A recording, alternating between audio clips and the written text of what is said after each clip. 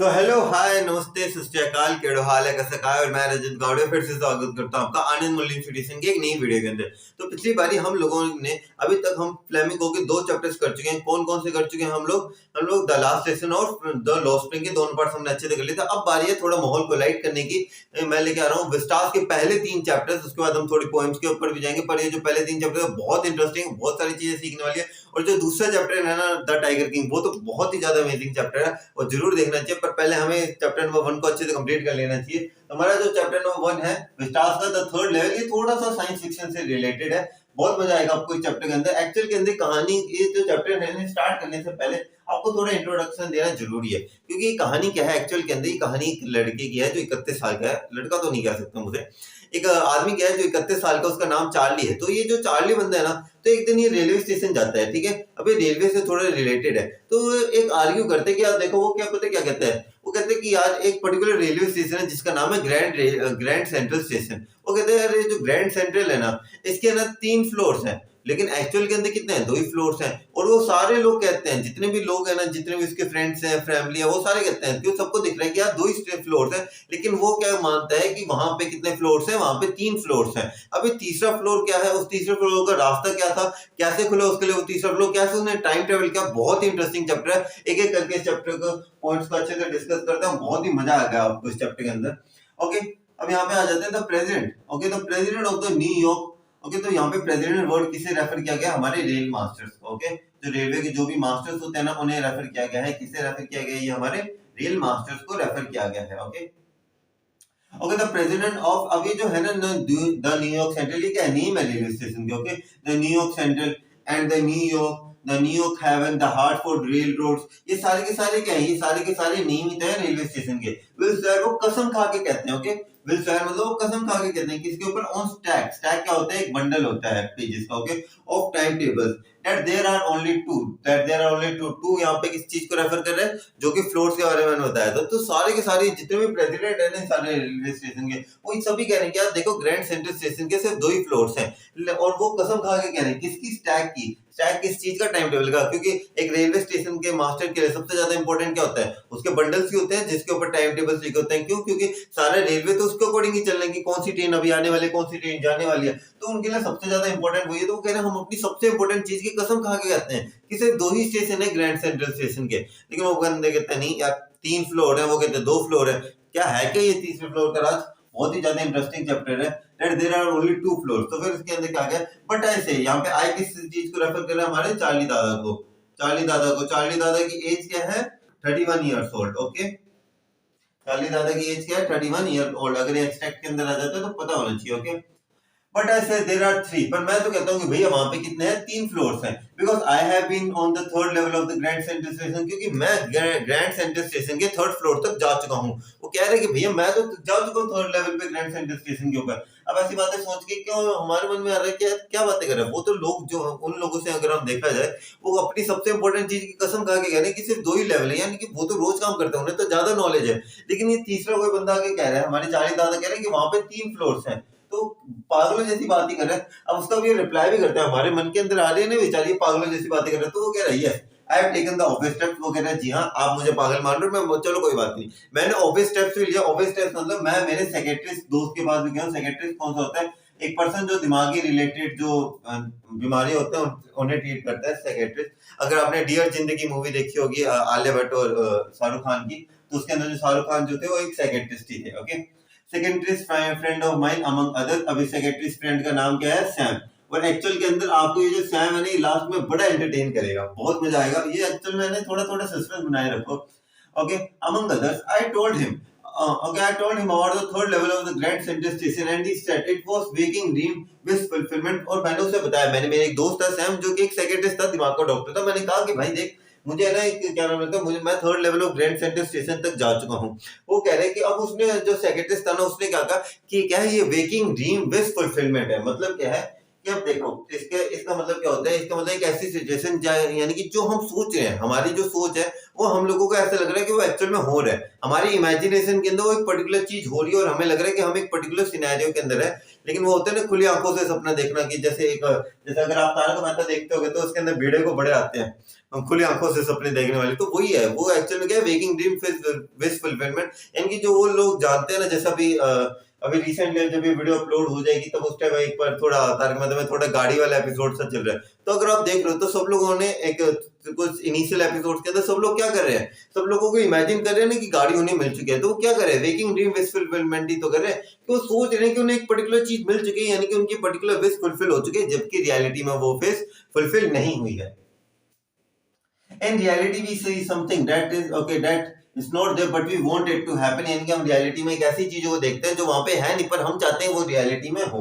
Okay, he said I was unhappy, उन्होंने कहा कि आप क्या हो, आप दुखी हो अपने जीवन से। Okay, that made my wife a kind of mind, तो अब उससे उसकी वाइफ को थोड़ा सा गुस्सा आ गया, उसे लगा कि भाई मेरी वजह से तो इसकी जिंदगी खराब नहीं होगी। Okay, but he explain that he meant the modern world is full of insecurity, पर वो ये कहते हैं कि आज की जो दुनिया है ना, ये पूरी पूरी किससे, इनसिक्योरिटी से भरी पड़ी है। Okay, insecurity, fear, war and worry and all the rest of it, यानी कि बहुत सारी परेशानियां यार आज की दुनिया के अंदर। And I just want to escape, और मैं सिर्फ एस्केप करना चाहता हूँ। वेल हु डजंट, यानी कि हर कोई जानता है, ये आज अगर देखा जाए जो मॉडर्न वर्ल्ड है उसके अंदर कितने सारे प्रेशर है। जनरली अगर 12th पास आउट आप, या अगर आप ये वीडियो देख रहे हो आप 12th क्लास में हो, तो फिर अगर आप 12th से अगर आप सोचोगे 12th के बाद कौन सीयूईटी का पेपर की तैयारी में लग जाओगे, सीयूईटी के पेपर के बाद कॉलेज के अंदर लग जाओगे, कॉलेज के अंदर अलग अलग कोर्सेज के अंदर लग जाओगे, कोई टाइम जो आपको फिर कोर्सेज के अंदर लगते लगते बहुत अलग अलग एक्टिविटीज करोगे, बहुत सारी चीजें सीखेंगे आप लोग, उसके बाद आप जॉब पे लग जाएंगे। तो एक तरीके से देखा जाए सारा टाइम आप लोग जो कहते हैं ना कि एक चैन की नींद, वो चैन की नींद नहीं मिलती हम लोगों को। Okay, everybody I know wants to escape, क्योंकि ये मॉडर्न वर्ल्ड है, हम लोग चाहते तो हैं कि चले यार छोड़े यार, क्या पढ़ाई लिखाई में पढ़ा है, चलो चलते हैं बाबा जी बनने, संत बनने चलते हैं, लेकिन हर कोई क्या चाहता है, वो इस दुनिया से एस्केप करना चाहता है। Okay, but they don't wonder down into my third level at the Grand Central station, तो वो उसे एक्सप्लेन करे कि तुम लोग परेशान हो, तो वो उसे एक्सप्लेन करते हैं कि देखो आज के मॉडर्न वर्ल्ड के अंदर सभी लोग परेशान है, सब लोगों को कोई ना कोई दिक्कत है, तो सब लोग क्यों नहीं चले जाते यार third level of grand Central station, सब लोग क्यों नहीं पहुंच जाते थर्ड फ्लोर पे ग्रैंड सेंट्रल स्टेशन के, मैं ही ऐसा क्यों जो थर्ड लेवल तक पहुंचा और कोई क्यों नहीं पहुंचा। But that's the reason he said and my friend all agreed, लेकिन वो कहता है कि अब सेक्रेटरी के पास इसका कोई जवाब नहीं था, वो कहता है देखो तुम्हारी बात जो तुम्हारी है, मुझे नहीं पता कि सिर्फ तुम ही क्यों पहुंचे, पर इतना पक्की बात है कि तुम जो गए हो, क्या नाम लेते हैं, तुम्हें ऐसा लग रहा है कि वहां पे 3 फ्लोर्स हैं ग्रैंड सेंट्रल स्टेशन के, वो तुम्हारी सोच की वजह से ही है, वेकिंग ड्रीम विश फुलफिलमेंट है, देख रहे हो ना, खुली आंखों से सपने देखना, वही चीज है इसके अंदर। Everything points to it, they claim, यानी कि सारी चीजें उसी तरीके से पॉइंट कर रही है। My stamp collecting for example that's a temporary refugee, refugee मतलब वो कह रहा है कि जैसे मेरी स्टैम्प कलेक्शन, जैसे आपके मन में आपकी भी कोई ना कोई हैबिट होती होगी, जैसे मेरी हैबिट क्या है, मुझे म्यूजिक सुनना बहुत ज्यादा पसंद है, खासकर बॉलीवुड म्यूजिक, तो वो मेरे लिए क्या एक माइंड रेफ्यूज, मतलब एक तरीके से मेरा माइंड रिलैक्स हो जाता है वो चीजें सुन के। तो वैसे आपके भी कुछ ऐसी एक्टिविटीज होती होंगी, जैसे किसी को बैडमिंटन खेलना पसंद आता होगा, किसी को कुछ और गेम खेलने पसंद आते होंगे, किसी को पबजी खेलना पसंद आता होगा, बहुत सारी, सबके अलग अलग टेम्परेरी रेफ्यूजी हैं। टेम्परेरी रेफ्यूजी क्या होता है, something that provide temporary shelter like a tree in a rain, जैसे एक पेड़ बरसात के अंदर, एक पेड़ जिस तरीके से आपके माइंड को आपको क्या देता है, एक प्रोटेक्शन सी देता है, एक तरीके का रिलीफ देता है कि आप बारिश से भिगोगे नहीं, बिल्कुल उसी तरीके से आपकी भी ऐसी कुछ एक्टिविटीज होती है जो आपका माइंड का जो स्ट्रेस है उसे क्या कर देती है, कम कर देती है। From reality, well, maybe, but my grandfather did not need any refugee from reality, पर वो कहते हैं कि आज की लाइफ के अंदर तो भले हमें रेफ्यूजी चाहिए होते हैं, लेकिन हमें दादाजी के टाइम के अंदर कोई रेफ्यूजी चाहिए नहीं होता है। आप ध्यान से देख रहे हैं, ये कौन से टाइम की बात कर रहे हैं, अपने दादाजी के टाइम की बात कर रहे हैं, थोड़ा रेफरेंस आएगा इसका, तो कह रहे हैं यार मेरे दादाजी को देखा जाए, मेरे दादाजी को तो किसी रेफ्यूजी की जरूरत नहीं थी, उनके टाइम तो बहुत मस्त चीजें होती थी, things were pretty nice and peaceful, उनके टाइम पे देखा जाए जो चीजें थी वो प्रीटी नाइस और पीसफुल थी। What does the third level refer to his days, तो वो कह रहा है उनके लिए थर्ड लेवल क्या होगा। Okay, from all I hear and he started my collection, यानी कि जो भी मैंने सुना उनकी तरफ से, और एक्चुअली के अंदर देखा जाए जो स्टैम्प कलेक्शन की उनकी जो हैबिट थी उनके दादाजी से बिल्ड हुई थी। It is a nice collection too, okay, blocks of 4 practically every US और इशू डे कवर, यानी कि वो किस तरीके से, जैसे अब उनकी स्टैम्प कलेक्शन वाली बुक है, ठीक है, तो उनके अंदर ब्लॉक ऑफ 4 का मतलब है इस तरीके से, ओके, ब्लॉक ऑफ 4 एक पेज के ऊपर 4 स्टैम्प चिपकाई हुई थी उन लोगों ने इस तरीके से। Okay, block of 4 with every US issue और फर्स्ट डे कवर्स। अब ये फर्स्ट डे कवर्स यार मैं कह रहा हूँ बहुत इंपॉर्टेंट है, इसके लास्ट के अंदर डेफिनेशन आपके बुक के अंदर भी दे रखे हैं, मैं फिर भी आपको वो डेफिनेशन नहीं है, सेम डेफिनेशन वापस बता देता हूँ। When a new stamp is issued, the stamp collected by them to mail the envelope to themselves on the very first day of the sale. The postmark proves the date and the envelope is called first day cover. अब तो sir ये होगी अंग्रेजी भाषा, अब देसी भाषा में समझाता हूँ मैं।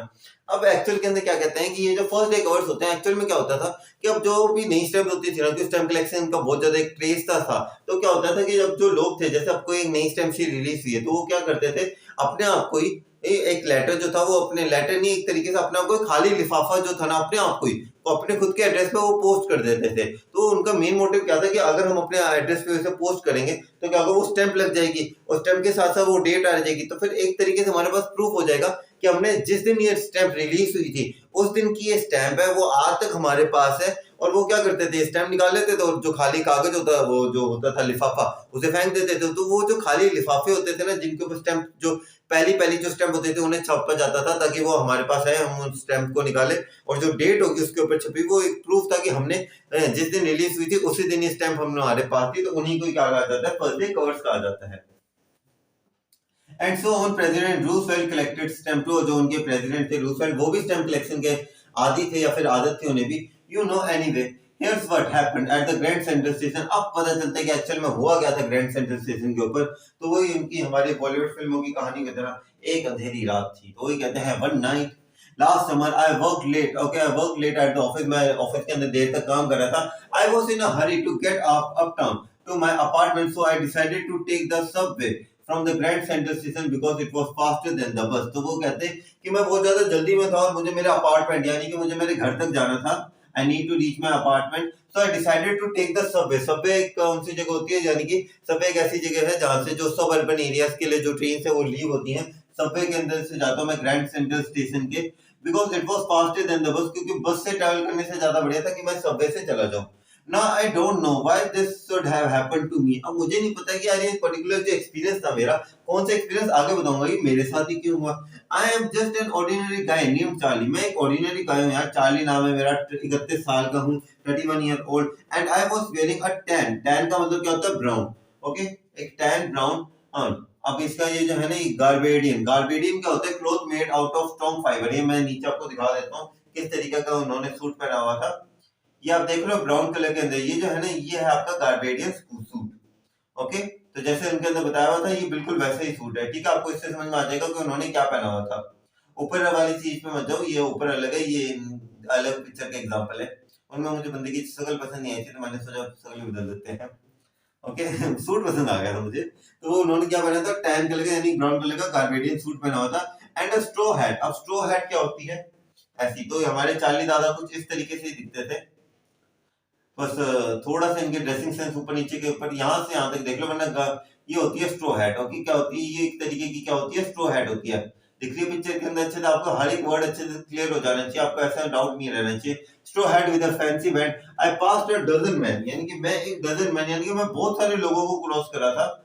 Okay, who looked like me, जो मेरी तरह से थे। जब वो गए थे ग्रैंड सेंट्रल स्टेशन के अंदर, तो उन्होंने बहुत सारे ऐसे लोग थे जो उनके जैसे ही थे। तो सर इसमें क्या अजीब बात है, अजीब बात अब आएगी, क्योंकि जब हम इसके बात करेंगे जब वो कहां पे टाइम ट्रेवल किया था, तब आपको पता चलेगा कि ड्रेसिंग सेंस के अंदर कितना फर्क था। Okay, and I wasn't trying to escape from anything, और मेरे मन में कोई टेंशन नहीं थी, मैं काम कंप्लीट करके आ रहा था, मैं हरी में था। And I just wanted to get home to Louisa. Louisa कौन है, उनकी बीवी है, तो वो अपनी बीवी के पास ही जाना चाहते थे। I turned into the Grand Central from Vanderbilt Avenue. Vanderbilt Avenue का नेम है एंट्रेंस का। ओके, Vanderbilt Avenue का name of entrance, and went down to the steps to the first level where you take, okay, where you can take the trains for the 20th century। तो फिर वो कह रहे हैं कि फिर मैं नीचे गया, मैंने वहां से ट्रेन ली, जहाँ पे जैसे वहाँ की सब अर्बन एरियाज के लिए जो ट्रेन थी, मैंने वहां से नीचे गया। मैं फर्स्ट लेवल पे था, मैं वहां से नीचे गया, जैसे वहां पे 20th सेंचुरी के अंदर ट्रेन चलती है। Then I walk to another flight to the second level, फिर मैं दूसरे लेवल तक पहुंचा। फर्स्ट लेवल से दूसरे लेवल तक पहुंचे वो, where the suburban train, जो फिर जो मैंने पहले बताया सब अर्बन ट्रेन कौन सी होती है, जो ट्रेन जो शॉर्ट कवर जो एक शहर के अंदर ही चलती है, जो एक अर्बन एरिया के अंदर ही अलग अलग एरियाज के अंदर जाती है। Leave from duct, okay, duct का मतलब bent, into an arched doorway. एक आर्च्ड डोरवे क्या होता है, इसके अंदर भी मैंने पिक्चर डाली हुई है वैसे आर्च्ड डोरवे की, शायद अभी नहीं है, नीचे थोड़ी ज्यादा ही चली गई है वो। ओके, आर्च्ड डोरवे क्या होता है, इट्स जस्ट लाइक ऐसा डोरवे होता है, किस तरीके का, कर्व साइड डोरवे होता है। तो कह रहे हैं कि जब वो एक आर्च्ड डोरवे जो था ना ऐसे करता हुआ, तो उसके अंदर वो डक यानी कि वो झुक के ऐसे गए आर्च्ड डोरवे से। Okay, heading towards, okay, heading for the Subway and got lost, और वो सबवे ढूंढते रह गए, और सबवे को ढूंढते ढूंढते क्या होगा, वो लॉस्ट हो गए। Okay that easy to do, और ये सबसे ज्यादा आसान काम है, क्या गुम हो जाना। Okay I have been in and out of the Grand Central station 100 of time, मैं 100 और 100 बारी मैं से ग्रैंड सेंट्रल स्टेशन से अंदर बाहर हुआ पड़ा हूँ। Okay but I am always bumping, bumping मतलब मैं हमेशा एक नए तहखाने से, ओके मैं हमेशा एक नए डोरवे से बाहर निकलता हूँ, यानी कि बम्पिंग यानी मैं हमेशा एक नई जगह से बाहर निकलता हूँ।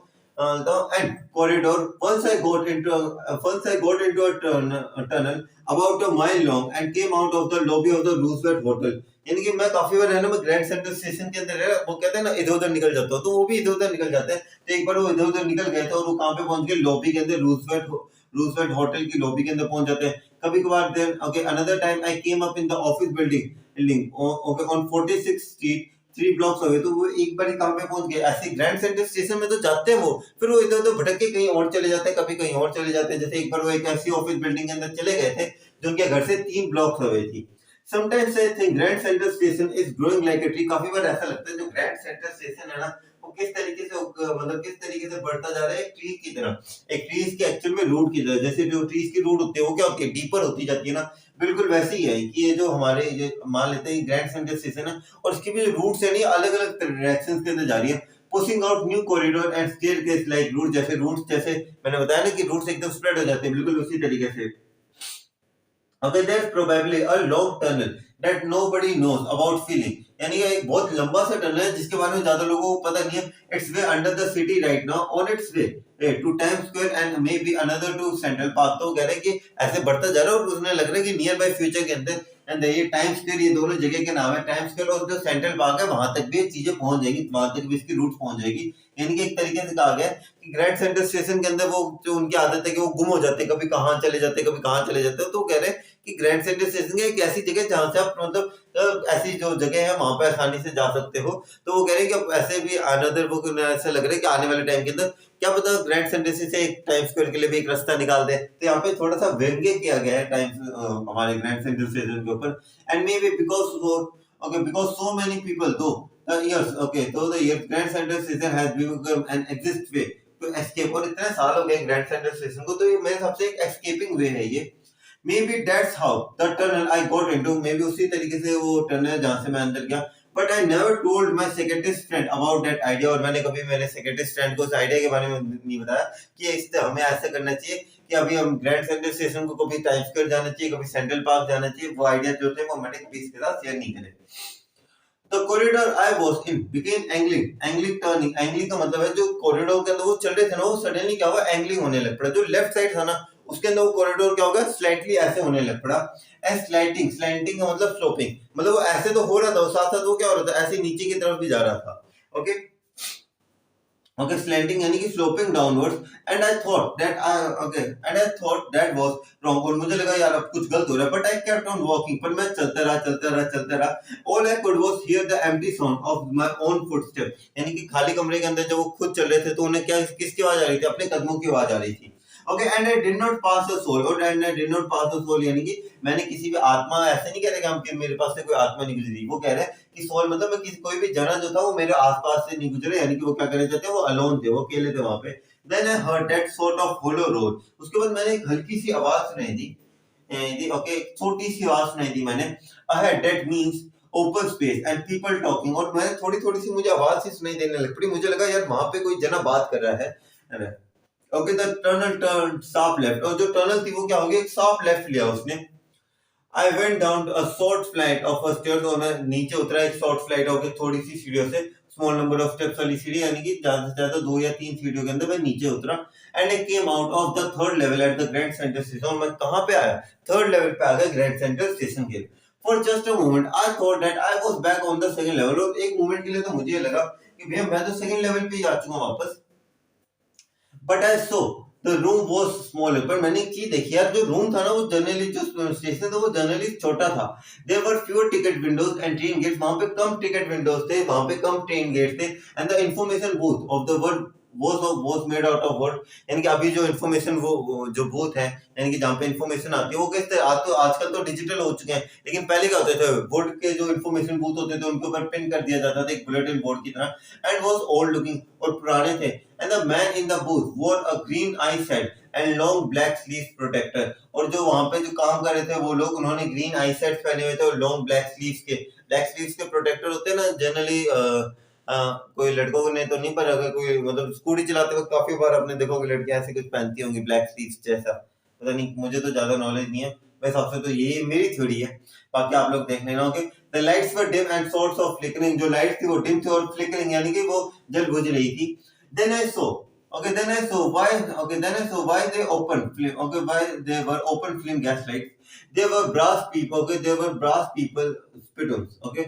और वहां पे क्या थे, ब्रास पीपल स्पिटून्स है, यानी कि containers of for people to spit into.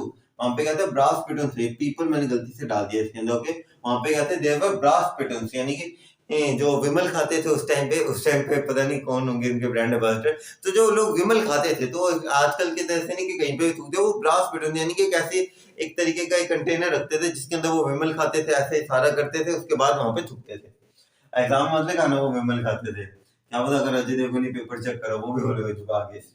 On the floors and across the station a glide का मतलब क्या होता है, a sudden flash of light caught by my eyes, a man was pulling a gold watch from his vest, यानी कि अब वो ऐसे चलते जा रहे थे तो उन्हें क्या देखा, एक आदमी ने अपने वेस्ट के अंदर से, यानी कि अंदर से एक ऐसी वो होती है ना पुराने टाइप का, थोड़ा इमेजिन करके देखो, आपने एक आदमी है ना अपने जो कोट है उसके अंदर वाली जेब से एक क्लॉक से निकाल रहा है, वेस्ट क्लॉक के इस तरीके की क्लॉक होती है, एक इस तरीके की क्लॉक होती है, यानी जनरली हाथ वाली क्लॉक नहीं, एक तरीके स्टॉप वॉच देखी आप लोगों ने, एक तरीके की जो ऐसे स्टॉप वॉच होती है, बिल्कुल वैसे अपने हाथ से अपने वेस्ट पॉकेट से एक क्लॉक निकाली, उसके अंदर टाइम देखा और वापस अंदर रख दिया। ओके, तो वो क्या था, एक सडन फ्लैश की तरह था, मतलब वो जैसे उसने निकाली तो क्या होगा, उसका जो फ्लैश था वो सीधा हमारे चार्ली भाई की आंखों के अंदर पड़ा, एक सडन फ्लैश पड़ा, कोट में आया and man was pulling a gold watch from his vest pocket, he snapped open the cover, glanced, looked at his watch, यानी कि वो होते हैं ना, उन्होंने ऐसे किया, उन्होंने एक पर्टिकुलर सी उनके ऊपर कुछ परत सी होगी वो देखी, टाइम देखा, वापस अंदर। And frown made an angry expression. He wore an derby hat. Okay, उन्होंने क्या पहना हुआ था, एक derby hat पहनी हुई थी, a black four button suit with tiny lapels. Lapels क्या होता है एक्चुअल के अंदर, जो भी आप, अगर मैं आपको वापस दिखाऊं, कोट वाली इमेज दिखा देता हूं मैं आपको।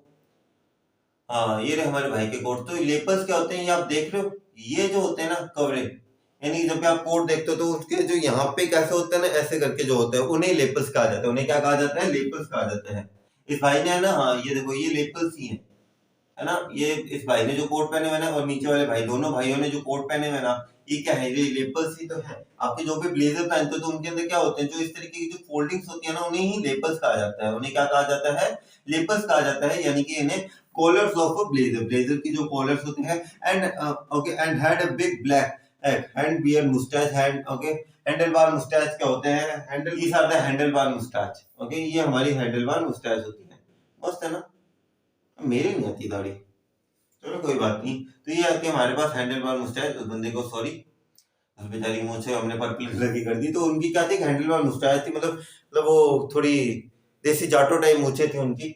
Okay, then I looked around and saw, तो मैंने उसके बाद आसपास देखा और मैंने क्या देखा, okay, then I looked around and saw that everyone in the station was dressed like the 1819 something, यानी कि काफी वहां पे सारे के सारे लोग किस तरीके से ड्रेस्ड अप थे, 1819, मैंने कहा था ना, वो उन्होंने क्या कहा कि बहुत सारे लोग किस तरीके से ड्रेस थे, मेरी तरह से ड्रेस थे। उन्होंने क्यों बोला, क्योंकि वो यहाँ पे कंपैरिजन कर रहे थे कि जब मैं वहां पे था अपने टाइमलाइन के अंदर, तब तो लोगों ने मेरे जैसे कपड़े पहने हुए थे, लेकिन अभी देखा जाए तो फिर आगे मैं अभी जो मैंने टाइम टेबल किया, अब देखा जाए तो लोगों ने 1819 सेंचुरी के कपड़े पहने हुए हैं।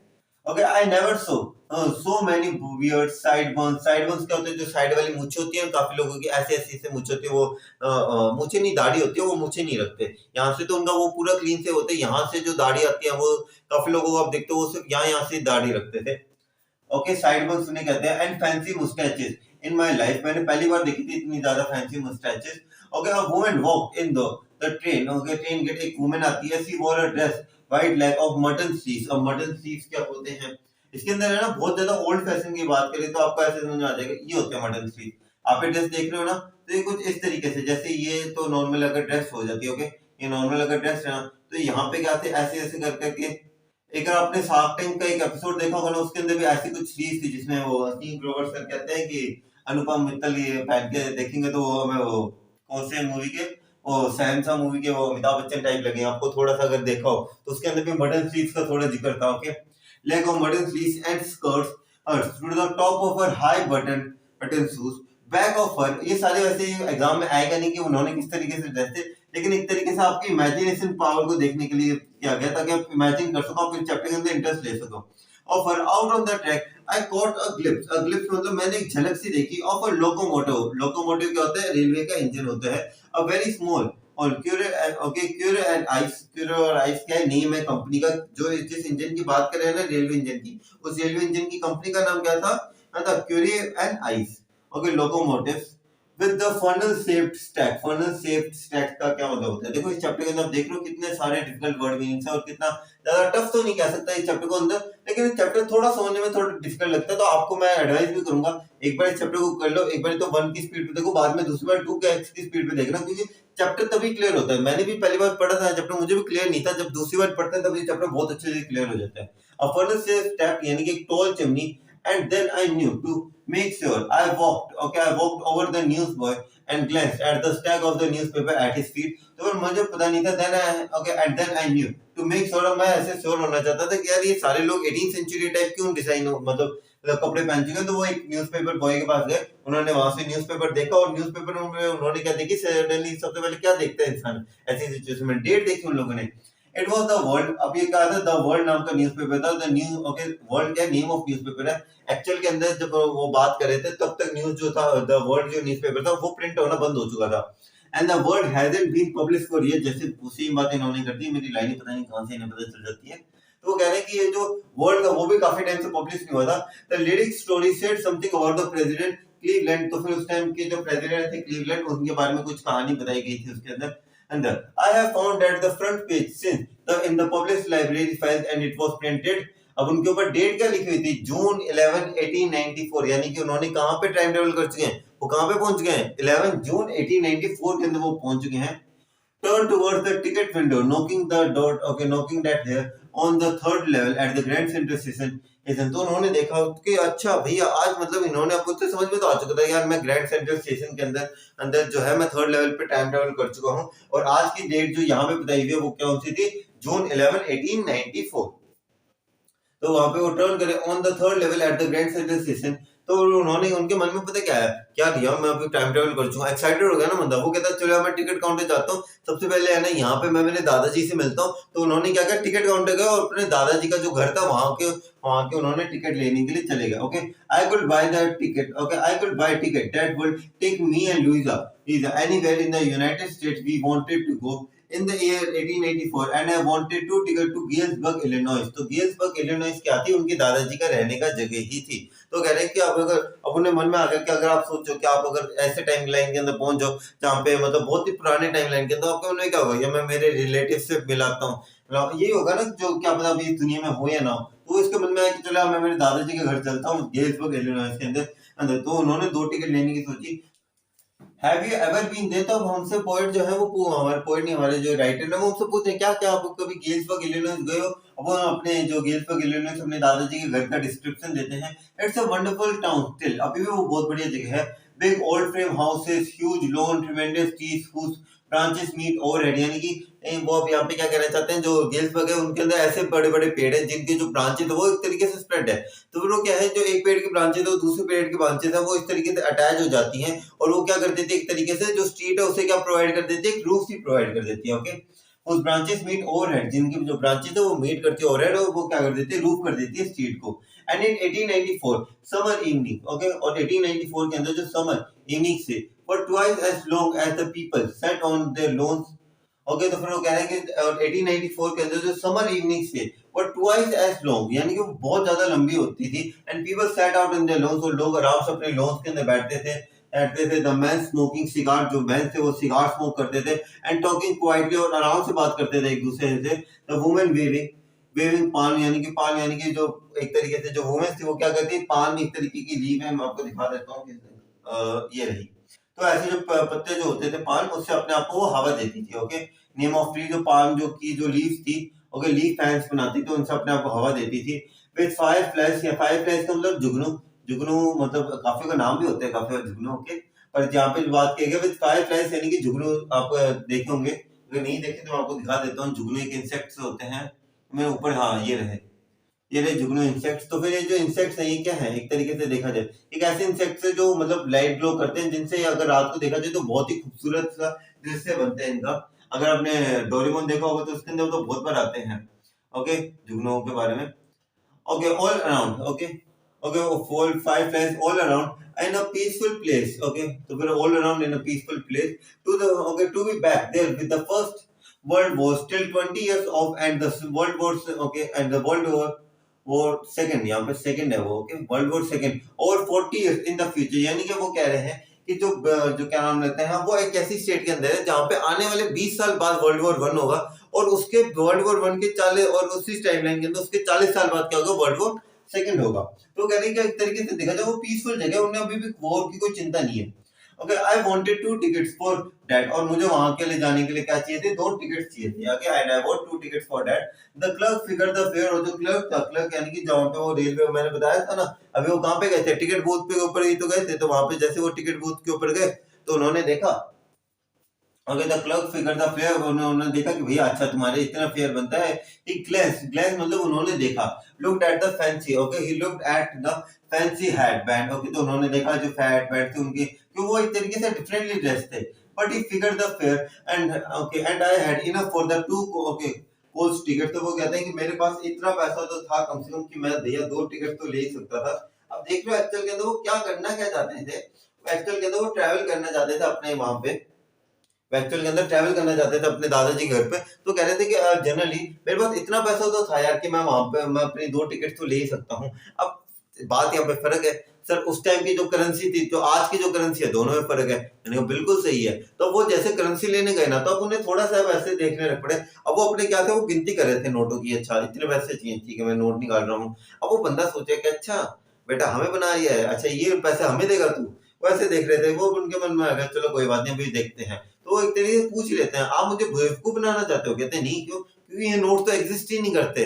अब चार्ली के मन में आएगा अरे मैंने तो टाइम टेबल कर लिया, आएगा मैंने तो क्या कर लिया, टाइम टेबल कर लिया। तो उसके मन में आएगा ना कि यार अब तो ये नोट नहीं चल सकते। तो उनके मन में आया कि आप मुझे बेवकूफ बनाना चाहते हो, मैं पुलिस को बुलाओ। और चार्ली के मन में भी एक चीज तो आती है, देखो जेल अगर पुराने जमाने में आज के जमाने में जेल हमेशा बुरी रहती है, जेल किसी के लिए अच्छी नहीं होती है। वही सेम विचार जो थे वो उनके मन में भी आए। Okay, one way, okay, two coach ticket one way, तो फिर एक बार के लिए हमें रास्ते एक बारी मतलब वन वे यानी कि सिर्फ जाने जाने के टिकट्स मिल जाते हैं। Okay, but when I counted out the money and looked up the clerk was steering, यानी कि पर जैसे मैं पैसे गिनने लगा वो जो क्लर्क था वो मेरी तरफ क्या करने लग पड़ा, घूरने लग पड़ा।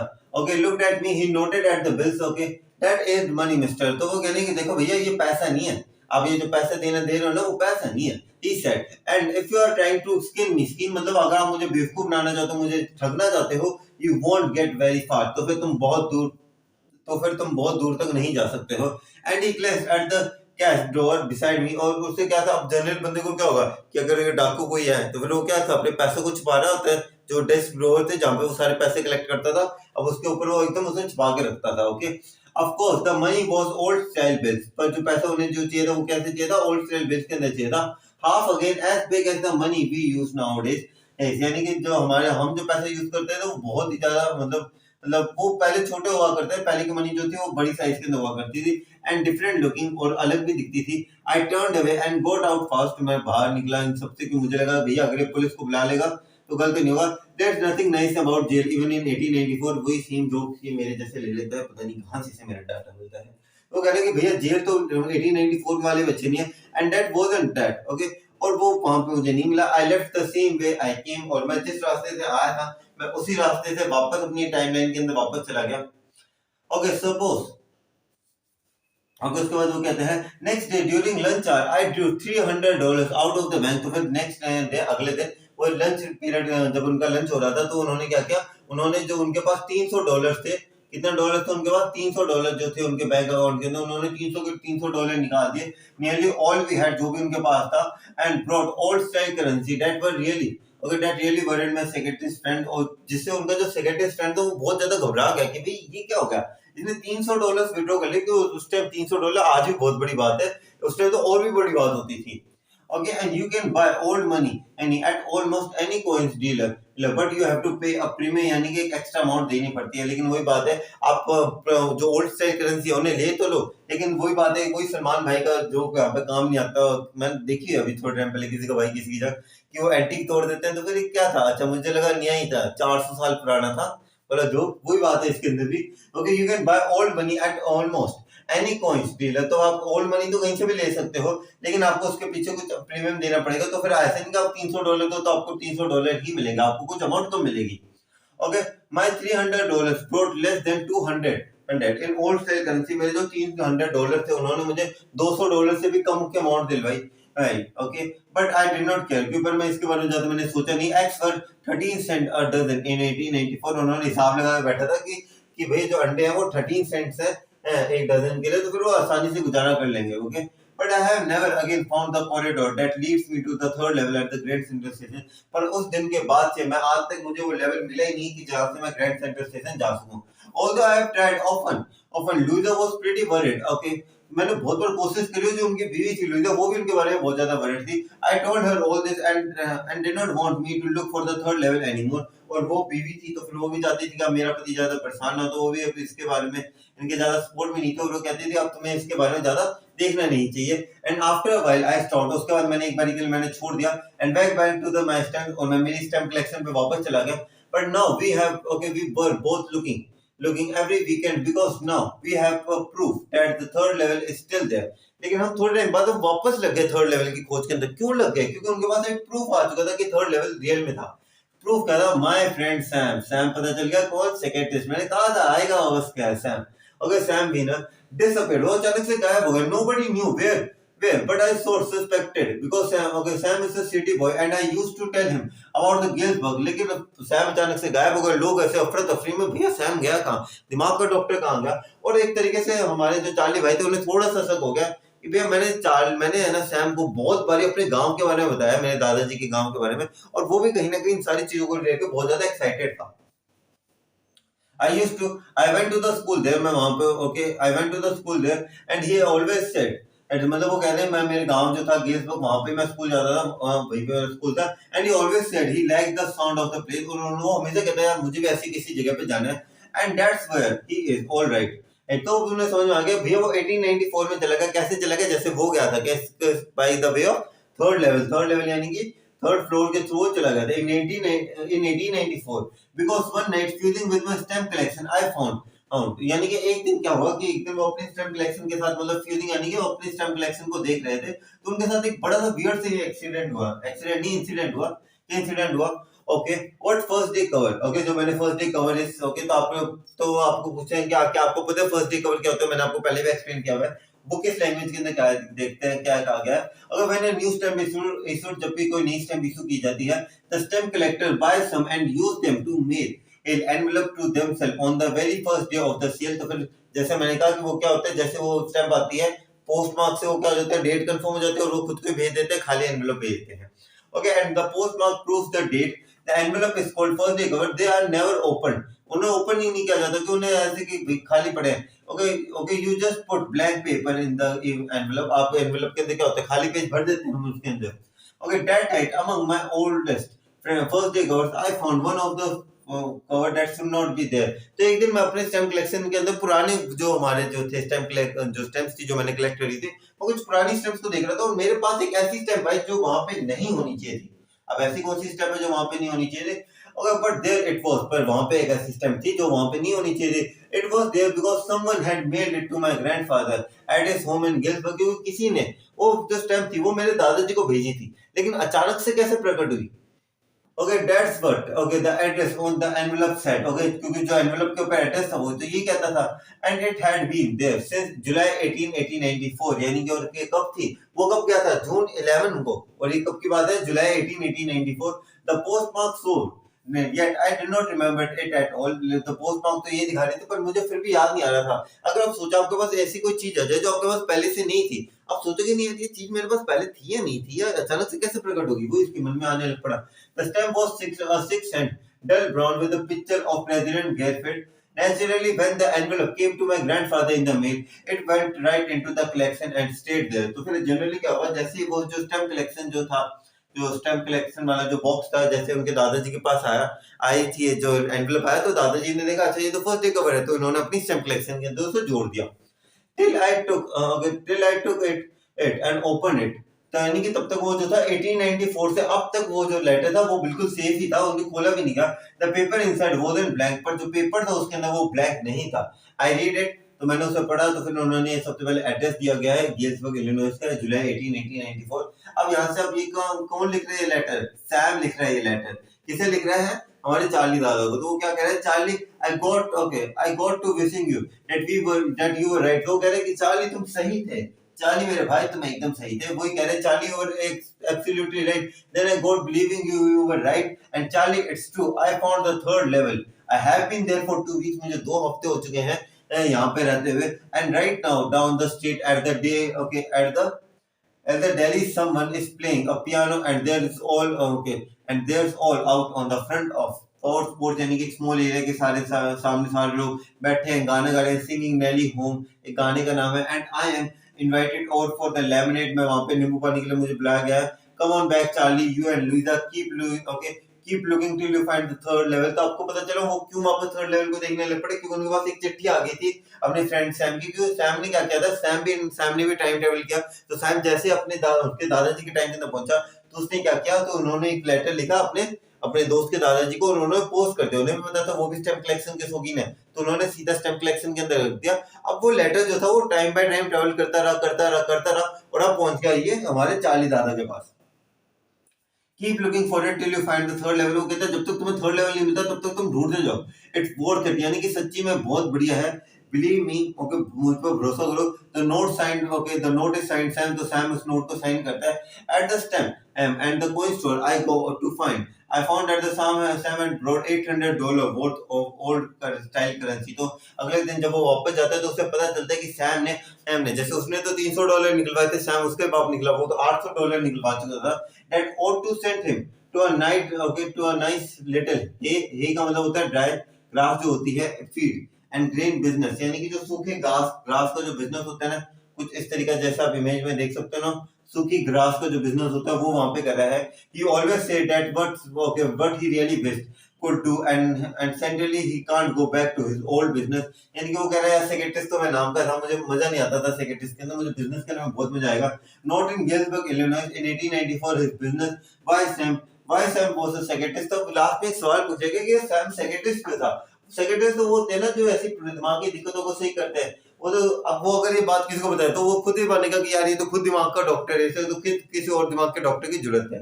तो ये तो था आपका थर्ड लेवल, बहुत ही इंटरेस्टिंग चैप्टर था। समझ में थोड़ा टाइमलाइन को समझने में थोड़ी सी दिक्कत आती है, लेकिन इंटरेस्ट में बहुत ही बढ़िया चैप्टर था।